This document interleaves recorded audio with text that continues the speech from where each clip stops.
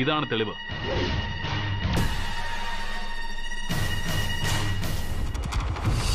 മതിയോ? ഈ മോതിരം മോഷ്ടിച്ചു എന്ന് പറഞ്ഞല്ലേ നിങ്ങൾ കല്യാണിയെ കള്ളി എന്ന് മുദ്ര കുത്തിയത്? ദാ എടുത്തോ ഇത്.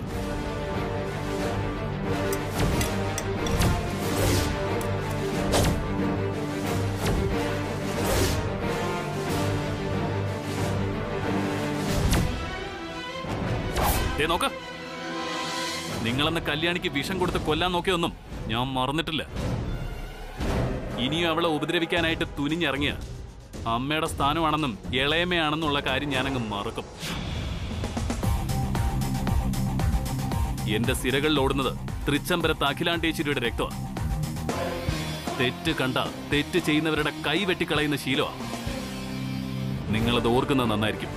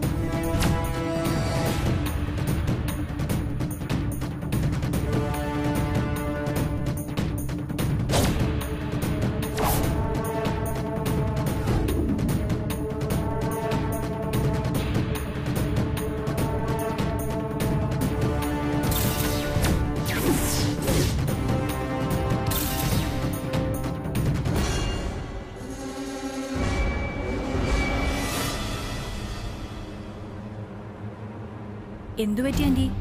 മോതിരം എത്ര സൂക്ഷ്മമായിട്ട് നോക്കുന്നത്? കാണാതെ പോയ മോതിരല്ലേ ഇത്? കാണാതായ മോതിരമൊക്കെ തന്നെയാടി. പക്ഷെ ഇത് കാണാതായിട്ട് തിരിച്ചു കിട്ടിയ വെറുമൊരു മോതിരമല്ല, തെളിവാ. നല്ല ഒന്നാം തരം തെളിവ്. മനസ്സിലായോ? തെളിവോ? ആന്റി ഇതെന്തൊക്കെയാ പറയുന്നേ? തെളിവെന്ന് പറഞ്ഞാ? ഇത്രയും നാൾ നമ്മൾ തെളിവ് അന്വേഷിച്ച് നടന്ന കാര്യത്തിന് ഇന്നിപ്പോ ഒന്നാം തരം തെളിവായിട്ട് കിട്ടിയതാണ് ഈ മോതിരം. ഇപ്പോഴും ആന്റി പറയുന്നത് എനിക്ക് മനസ്സിലാവുന്നില്ല. ഇതെങ്ങനെ തെളിവാവും? എടി വിഡ്ഢി കൂഷ്മാണ്ടമേ, ചന്ദ്രൻ കല്യാണിക്ക് ഇടാൻ വെച്ചിരുന്ന മോതിരം കൃത്യസമയത്ത് കാണാതാവുകയും അത് പിന്നീട് ആനന്ദിന്റെ കയ്യിൽ നിന്ന് കിട്ടുകയും ചെയ്തു എന്ന് പറഞ്ഞാ എന്താ അതിന്റെ അർത്ഥം?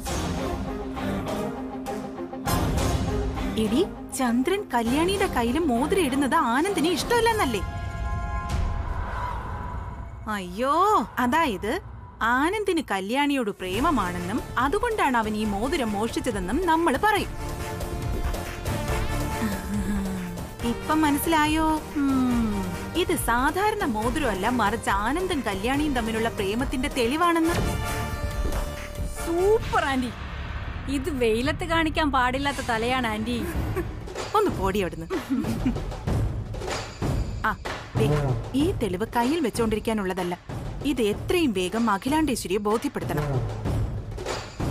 ഇതറിഞ്ഞ അഖിലാണ്ടേശ്വരി തൃക്കണ്ണ് തുറന്ന് താണ്ഡവാടും. ആ താണ്ഡവത്തിൽ വേണം അടുക്കളക്കാരി കല്യാണി എരിഞ്ഞടങ്ങി ഭസ്മമാകാൻ. ഇനി വൈകിക്കണ്ട, കാര്യങ്ങളൊക്കെ കയ്യോടെ ചെയ്തേക്കാം. നീ വാ.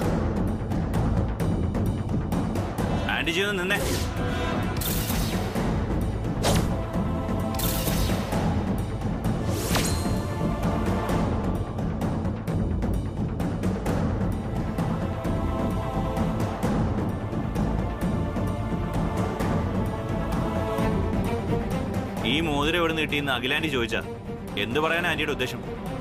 അത് ആനന്ദ്. ബസ്, രണ്ടാളോട് ഞാൻ നേരത്തെ പറഞ്ഞാണ് ഈ കല്യാണത്തിന് തടസ്സം ഉണ്ടാക്കരുതെന്ന്. പിന്നെന്തിനാ വീണ്ടും വീണ്ടും ഇങ്ങനെ ഓരോ പ്രശ്നങ്ങൾ ഉണ്ടാക്കുന്നത്? അയ്യോ ചന്ദ്ര, ഇത് നിന്റെ കല്യാണത്തിന് കുഴപ്പമുണ്ടാക്കാനല്ല ഞാൻ ഉദ്ദേശിക്കുന്നതേ. എല്ലാം എനിക്കറിയാം. ആന്റി ഈ മോതിരം അഖിലാന്റിയെ കാണിച്ച് സത്യം പറഞ്ഞു എന്ന് വെച്ചോ, എന്തായിരിക്കും അഖിലാന്റിയുടെ പ്രതികരണം? ഒന്ന് ആലോചിച്ച് നോക്കിയേ. അതിപ്പോ എന്നാ ഞാൻ പറയാം. ആദ്യം ചെയ്യാൻ പോകുന്നത് എന്റെ കല്യാണം സ്റ്റോപ്പ് ചെയ്യല. പിന്നെ വേണമെങ്കിൽ അഖിലാണ്ടേശ്വരി ആനന്ദിനെ അടിക്കുമായിരിക്കും. കുറച്ചു നാള് പിണങ്ങിയിരുന്നൊന്നും വരും. പിന്നീട് എല്ലാം ക്ഷമിച്ച് ആനന്ദിന്റെയും കല്യാണിയുടെ വിവാഹം അഖിലാണ്ടേശ്വരി മുൻകൈ എടുത്ത് നടത്തി കൊടുക്കും. അതാ അമ്മയും മോനും തമ്മിലുള്ള ബന്ധം. അതെന്നേക്കാൾ കൂടുതൽ അറിയാവുന്നത് ആന്റിക്കാ. പിന്നെ ആന്റി ആഗ്രഹിക്കുന്നത് പോലെ കല്യാണി വീട് വിട്ട് പോവുകയില്ല, എനിക്ക് കല്യാണിയെ കിട്ടാനും പോകുന്നില്ല. ഇതെല്ലാം ഈ മോതിരം വെച്ച് ഇല്ലാതാക്കി കളയണോ? പറയാൻറ്റി. ആന്റി, ചന്ദ്രേട്ടൻ പറയുന്നതിൽ കാര്യമുണ്ടെന്ന് എനിക്ക് തോന്നുന്നത്. ചുമ്മാ എടുത്ത് ചാടിയാലേ കയ്യിലിരിക്കുന്ന പോവുകയും ചെയ്യും, ഉത്തരത്തിരിക്കുന്ന കിട്ടേയില്ല. ഈ മോതിരം കൊണ്ട് കാണിച്ച് നമ്മളത് ചെയ്യണോ? ആന്റി ദേഖോ, കല്യാണത്തിന് വളരെ കുറച്ച് ദിവസങ്ങളേ ഉള്ളൂ. അതുവരെ എന്ത് നടന്നാലും കണ്ടില്ല കേട്ടില്ല എന്ന് പറഞ്ഞിരിക്കുന്നതാണ് ബുദ്ധി. കല്യാണിയെ ഞാൻ ഇവിടുന്ന് കല്യാണം കഴിച്ച് മുംബൈക്ക് കൊണ്ടുപോയാലേ ആന്റി വിചാരിക്കുന്നത് പോലെ കാര്യങ്ങൾ നടക്കും. അല്ലെങ്കിൽ കല്യാണി തിരുച്ചമ്പരത്തെ മൂത്ത മരുമകളാവും. അതോടെ ആന്റിയുടെ സ്ഥാനം പാടിക്ക് പുറത്തു പോകും. ശരി ശരി, എന്നാ പിന്നെ ഞാൻ അഖിലാണ്ടേശ്വരിയോട് ഒന്നും പറയുന്നില്ല. ഈ മോതിരം നീ തന്നെ വെച്ചാ മതി. ദാ വാടി.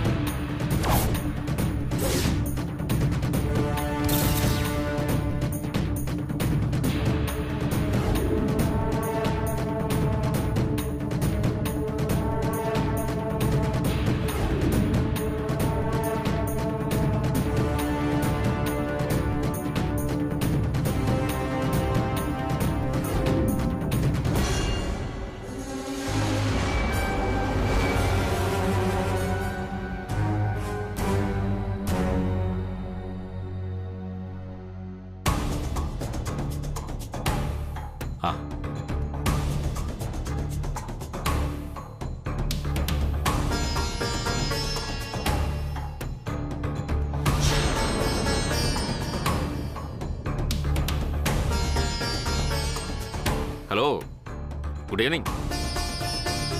കൊള്ളാം. തൃച്ചംബരത്ത് അഖിലാണ്ടേശ്വരിക്ക് ഒട്ടും ചേർന്നതല്ലല്ലോ ഈ ഇരിപ്പ്. തൃച്ചംബരത്ത് അഖിലാണ്ടേശ്വരിക്ക് എന്താ കൊമ്പൊന്നുമില്ലല്ലോ. അടി തെറ്റിയാൽ ആനയും വീഴുന്ന ചൊല്ല്. ഈ അഖില ഇപ്പോ ആടിയുലഞ്ഞ അവസ്ഥയില്ല. വീണ് പരിക്കേൽക്കണ്ടെന്ന് കരുതിയിട്ട് പടിക്കെട്ടി തന്നെ ഇരുന്ന്. അഖിലേ, എന്താ നീ ഇപ്പൊ ഇങ്ങനെയൊക്കെ സംസാരിക്കുന്നത്?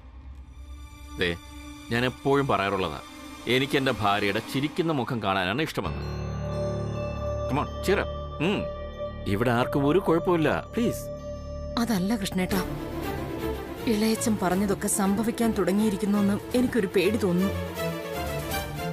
കൃഷ്ണേട്ടൻ കണ്ടതല്ലേ ആ മോതിരം മാറ്റലിന് മുന്നേ മോതിരം കാണാതെ പോയതും കല്യാണ ലെറ്ററിൽ ഫോട്ടോ മാറിപ്പോയതും ഒക്കെ. ഇതൊക്കെ യാദൃച്ഛികമായിട്ട് സംഭവിക്കുന്നതായിട്ടാണോ കൃഷ്ണേട്ടന് തോന്നുന്നത്? എന്ന് ചോദിച്ചാൽ അതിന്റെ ഉത്തരം എനിക്കറിയില്ല എന്ന്. നോക്കല്ലേ, വിധി അലംഘനീയമാണെന്നല്ലേ പറയുന്നത്. അങ്ങനെയാണെങ്കിൽ അതതിന്റെ പ്ലേ നടത്തിയിട്ട് പൊക്കോട്ടെ എന്നാണ് എന്റെ പക്ഷം. നമ്മൾ നാളെ പാല് വരുന്ന പശുവിനെ ഇന്നേ കറന്നു നോക്കേണ്ട ആവശ്യമുണ്ടോ? ദൈവവിശ്വാസിയായ നിനക്ക് പ്രാർത്ഥിക്കുക എന്ന കടമ മാത്രമേ ഇനി ചെയ്യാനുള്ളൂ. അതുകൊണ്ട് നിന്റെ ഈ നടയിലിരുന്നുള്ള തപസ് മതിയാക്കി പൂജാമുറിയിലേക്ക് ചെല്ല്. കുറച്ചു നേരം ദേവീ സഹസ്രനാമം ചൊല്ലി അങ്ങിരിക്കും. കണ്ണിൽ കൊള്ളേണ്ടത് പുരികത്ത് കൊണ്ടങ്ങ് തീർന്നോളൂ. വിധിയുടെ മുന്നിൽ നമ്മൾ മനുഷ്യർക്ക് അത്രയേ ചെയ്യാൻ കഴിയൂ, അത്രമാത്രം. എനിക്ക് തോന്നുന്നത് നിനക്കിപ്പോ ആവശ്യം അല്പനേരത്തെ ഏകാന്തതയാണെന്ന്. Better you sit here alone. ഉറക്കം വരുമ്പോ അങ്ങോട്ട് വന്നാൽ മതി. Okay, good night.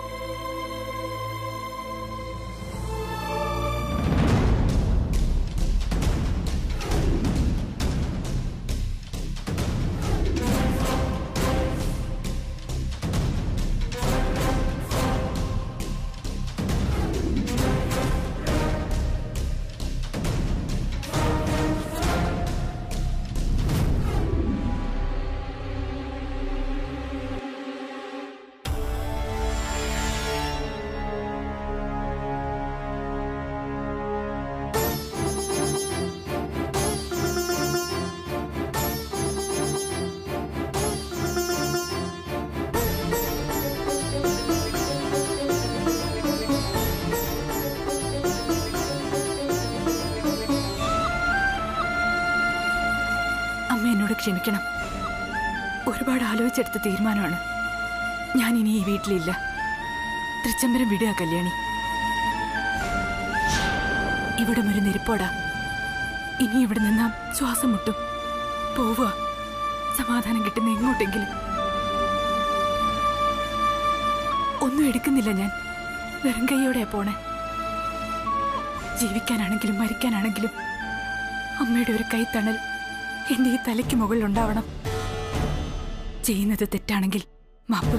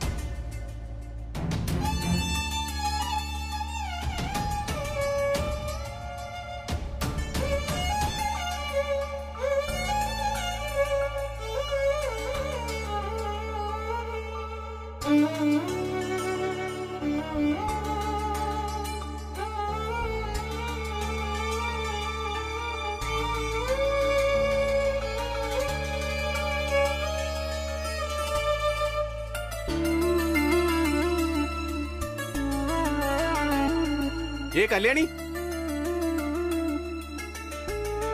ദാസേട്ടനുണ്ട് വീട്ടില്.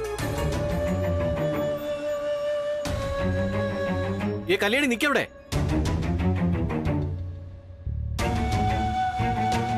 കല്യാണി നിക്കവിടെ.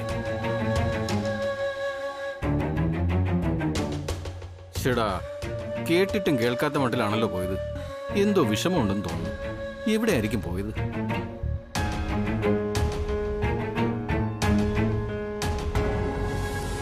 അവളെ ഒറ്റയ്ക്കൊന്നും പുറത്തേക്ക് വിടരുതെന്ന് പറഞ്ഞ് ഏൽപ്പിച്ചിട്ട് പോയതാ ദാസേട്ടൻ.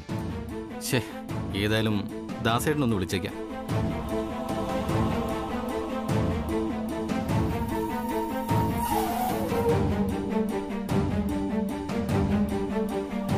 ശേ, നാശം.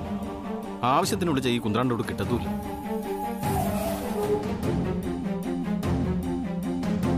അനിയൻ കൂട്ടാ, ഒന്നിങ്ങി വന്നേ.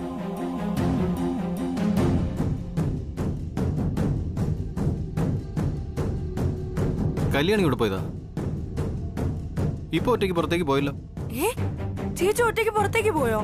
പോയി. ഞാൻ വിളിച്ചിട്ട് നിന്നില്ല. വിളി കേട്ടിട്ട് മനഃപൂർവ്വം നിൽക്കാതെ പോയതാണ്. നീ എവിടെയും പോകാതെ ഇവിടെ ചേച്ചിയുടെ കൂടെ തന്നെ ഇരിക്കണം. ഒരു കാരണവശാലും ചേച്ചി ഒറ്റയ്ക്ക് എവിടെയും വിടരുത്. മനസ്സിലായോ? ചേച്ചി ഏത് വഴിയാ പോയത്? വലത്തോടാണോ? അതെ, വലതു ഭാഗത്തേക്കാണ് പോയത്.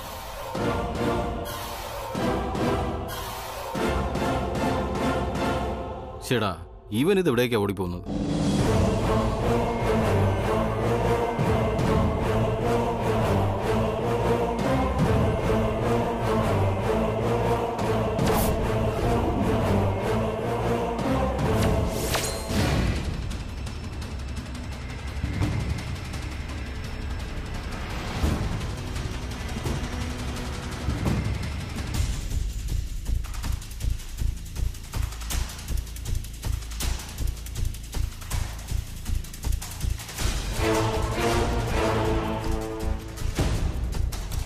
കല്യാണി,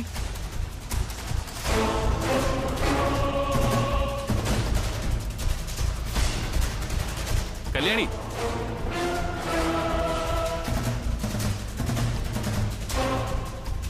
അനിയൻകുട്ടാ,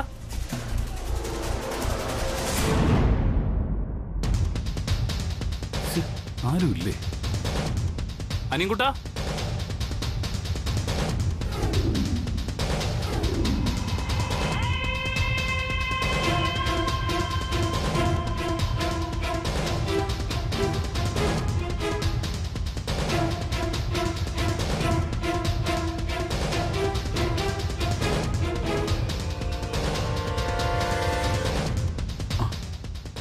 ആനന്ദ്. ബ്രോ, കല്യാണിയോട് എന്താ പറഞ്ഞെന്നറിയില്ലല്ലോ. നമ്മൾ കളിച്ച കളിയൊക്കെ വേസ്റ്റായി.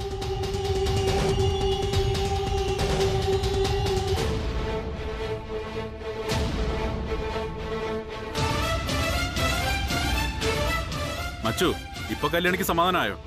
നിന്നെ കാണാൻ കൊതിച്ചിരുന്നല്ലേ ആള്. കല്യാണി ഔട്ട് ഹൗസിലില്ല. കല്യാണി ഔട്ട് ഹൗസിലില്ലേ? പിന്നെ അവിടെ പോയി അറിയില്ല. വാ, സെക്യൂരിറ്റിയോട് ചോദിക്കാം.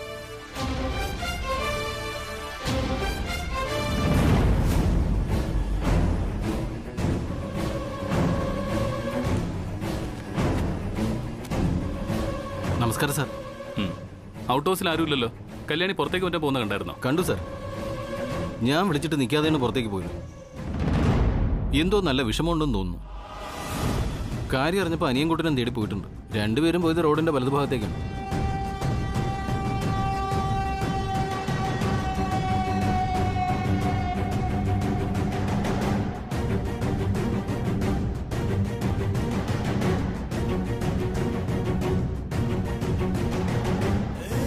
ബ്രോ,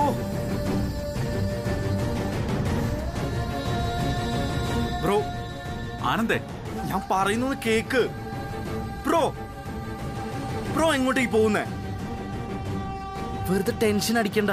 കല്യാണി ദൂരേക്കൊന്നും പോയിട്ടില്ല. ഇപ്പൊ ഇങ്ങെത്തും. നമുക്ക് വെയിറ്റ് ചെയ്താൽ മതിയെന്നേ. അതെ, അനിയൻകുട്ടൻ അന്വേഷിച്ചു പോയിരിക്കല്ലേ. ഇനി എന്തിനാ നീ കൂടെ പോകുന്നത്? കൊള്ളാം. ഈ അവസ്ഥയിലും കല്യാണിയെ എങ്ങനെ എന്നെ കാണിക്കാതിരിക്കാന്നാണ് നിങ്ങളുടെ ചിന്തയല്ലേ? അയ്യോ, അതല്ല ബ്രോ. ഇളയമ്മ കല്യാണി അടിക്കുന്നതും വഴക്കു പറയുന്നതൊന്നും ആദ്യമായിട്ടല്ലല്ലോ. അതുകൊണ്ട് കല്യാണി ഇത് അത്ര കാര്യമായിട്ടൊന്നും എടുക്കില്ല. ഉടനെ തിരികെ വരും. ഇപ്പൊ അമ്പലത്തിലേക്കോ മറ്റൊറ്റ പോയതായിരിക്കും. അതെ, അറിയാം. അതിനാണ് സാധ്യത. ഒപ്പം കല്യാണി ഏത് അമ്പലത്തിലായിരിക്കുമെന്നും എനിക്ക് അറിയാന്ന് വെച്ചോ. അതാ ഞാൻ പോയി കൂട്ടിക്കൊണ്ട് വരാന്ന് വെച്ചത്. എന്നാ പിന്നെ ഞങ്ങൾ ഓടി വരാം ബ്രോ. അയ്യോ വേണ്ട, നിങ്ങൾ വന്നാ കല്യാണിയോട് എന്നെ സംസാരിക്കാൻ പോലും സമ്മതിക്കില്ല. ഞാൻ ഒറ്റയ്ക്ക് പോയിട്ട് വന്നോളാം. ഇനി വണ്ടിയുടെ മുന്നിൽ കയറി നിന്ന് തടസ്സം ഉണ്ടാക്കാതിരുന്നാ മതി.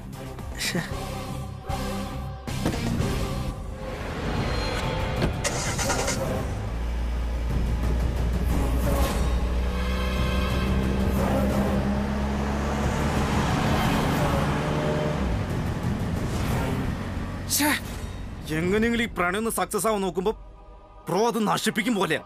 ഇപ്പൊ എന്റെ എല്ലാ പ്രതീക്ഷയും പോയി സുബ്ബണ്ണ. ഏയ്, അങ്ങനെ പ്രതീക്ഷയൊന്നും കൈവിടണ്ട. ആദ്യം ആനന്ദ് ഏത് അമ്പലത്തിലെ പോകുന്നേ നോക്കാം. അതറിഞ്ഞാലേ നമുക്കിനി അടുത്ത മൂവ് നടത്താൻ പറ്റൂ.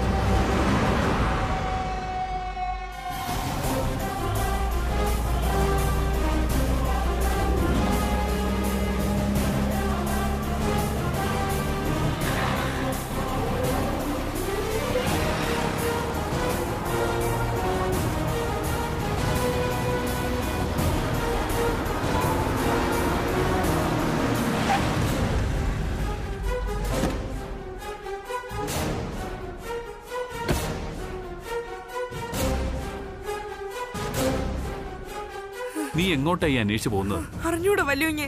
ചേച്ചി ഇതില് വന്നു എന്നാ സെക്യൂരിറ്റി ചേട്ടൻ പറഞ്ഞത്. ഞാൻ റോഡിലൂടെ കൊറേ നോക്കിയിട്ട് ചേച്ചിയെ കണ്ടില്ല. ചേച്ചി ഒറ്റയ്ക്ക് എവിടെയും വിടരുതെന്ന് പറഞ്ഞിട്ട് അച്ഛൻ പോയത്. ഞാൻ സുജാത ചേച്ചിക്ക് തലവേനയുടെ ഗുളിക വാങ്ങിക്കാൻ മെഡിക്കൽ സ്റ്റോറിൽ പോയ സമയത്താ ചേച്ചി. നീ കരയണ്ട, വീട്ടിലേക്ക് പൊയ്ക്കോ. ഞാൻ കല്യാണി എവിടെ ഉണ്ടെന്ന് നോക്കിയിട്ട് വരാം. ചിലപ്പോ അമ്പലത്തിലോ മറ്റോ പോയതായിരിക്കും. എന്നാ പിന്നെ ഞാനും കൂടെ. ഏയ് വേണ്ടെന്നേ. ദാസേട്ടൻ തിരിച്ചു വരുമ്പോ നിങ്ങളെ രണ്ടാളെയും കണ്ടില്ലെങ്കിൽ ടെൻഷനാവും. കല്യാണി ഞാൻ പോയി കൊണ്ടുവന്നോളാം. നീ വീട്ടിൽ പൊയ്ക്കോ. ചെല.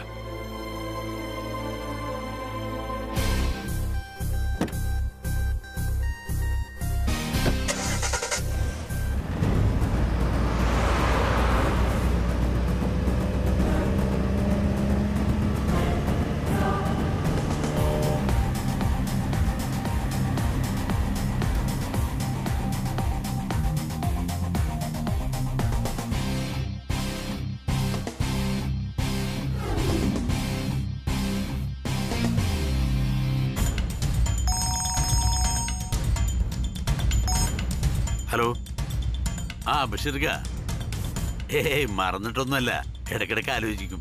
ഇവിടെ കല്യാണിയുടെ കല്യാണം നടത്താനുള്ള ചില ഓട്ടത്തില്ല. ഏയ് വിളിച്ചു തുടങ്ങിയിട്ടില്ല.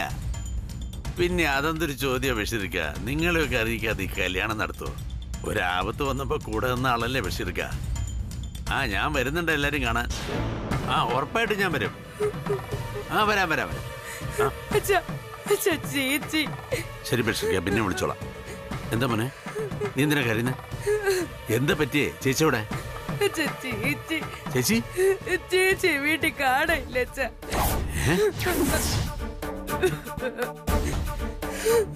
ചതിച്ചോ ദൈവമേ?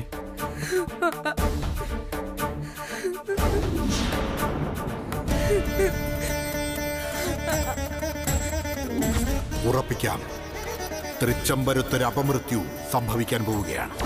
കന്യകയുണ്ടെങ്കിൽ അവളുടെ മേൽ ഒരു പ്രത്യേക ശ്രദ്ധ വേണം.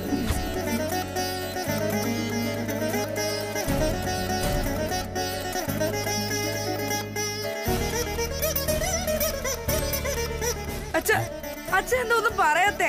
ഇനി എന്ത് പറയാനാ? നിന്നോട് ഞാൻ പ്രത്യേകം പറഞ്ഞല്ലേ അവളുടെ കൂടെ ഇരിക്കണമെന്ന്, ഒറ്റയ്ക്ക് എവിടെ വിടരുതെന്ന്. എന്നിട്ട് എവിടെ വായ നോക്കാൻ പോയതാ? അത് സുജാത ചേച്ചിക്ക് സുഖമില്ല, ഒരു ഗുളിക വാങ്ങണമെന്ന് പറഞ്ഞപ്പോ ഞാൻ മെഡിക്കൽ സ്റ്റോർ വരെ പോയതാ. വന്നപ്പോ ചേച്ചി കാണാനും ഇല്ല. ഞാൻ എല്ലായിടത്തും നോക്കി, റോഡിൽ വരെ. അപ്പോഴാ വല്യുഞ്ഞി ചേച്ചിയെ തിരക്കി വന്നത്. വല്യുഞ്ഞി അവളെ തിരക്കി വന്നോ? അതെ അച്ഛാ, സെക്യൂരിറ്റി പറഞ്ഞത് ചേച്ചി പുറത്ത് അമ്പലത്തിലോ മറ്റോ പോയെന്നാ. ഞാൻ അങ്ങോട്ട് പോയി. കുറച്ചു കഴിഞ്ഞപ്പോ പിന്നാലെ വല്യുഞ്ഞും വന്നു. വല്യുഞ്ഞ എന്നോട് പറഞ്ഞത് ഔട്ട് ഹൗസിൽ ഇരുന്നാ മതി, വല്യുഞ്ഞ് ചേച്ചിയുമായിട്ട് വന്നോളാന്ന്. പക്ഷെ അത് കഴിഞ്ഞപ്പോ കൊറേ നേരമായി, ചേച്ചി ഇതുവരെ. എനിക്ക് പേടിയാവും തച്ച.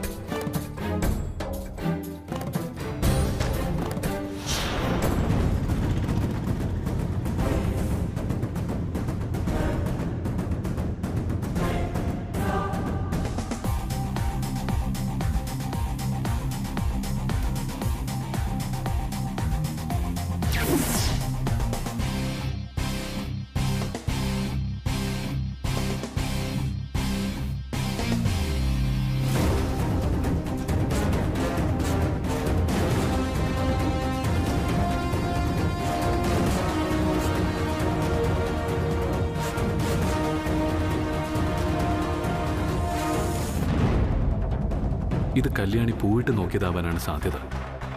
പക്ഷേ പൂവെല്ലാം ഇലയ്ക്ക് പുറത്താണല്ലോ വീണിരിക്കുന്നത്. ആ തിരുമേനി, തിരുമേനി നമസ്കാരം.